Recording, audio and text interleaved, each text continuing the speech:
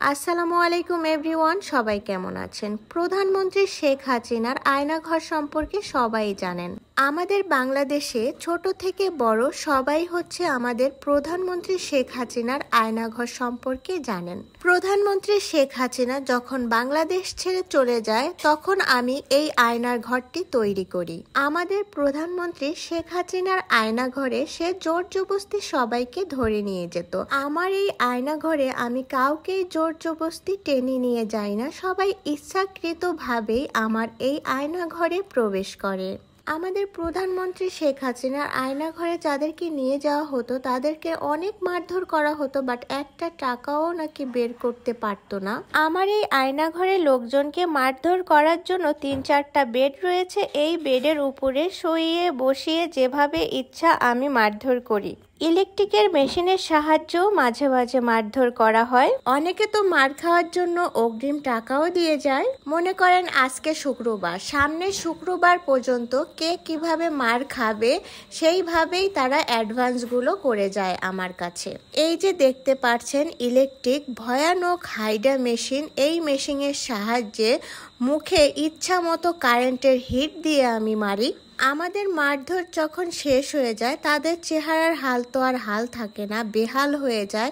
একদম ভচকানো চেহারা নিয়ে তারা আবার বিভিন্ন রকমভাবে ছবি তোলে, ভিডিও করে। এই জন্য ফটোশ্যুটের জন্য খুব সুন্দর একটা জায়গা আমি করেছি, যাতে করে তাদের ভচকানো চেহারা নিয়ে এইখানে ফটোশ্যুট করতে পারে। আমার সুন্দরী সুন্দরী বোনেরা, এখানে কিন্তু গরমের ভেতরে মার খাওয়া লাগবে না।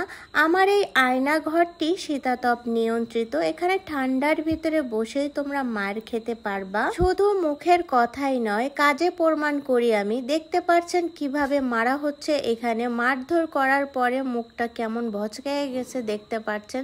আর এই দিকে দেখেন, এই আপুটার চুল ছিল অনেক কোকড়া। আমাদের এখানে মার খেয়ে তার চুল টানতে টানতে আমরা এইরকম করে ফেলেছি।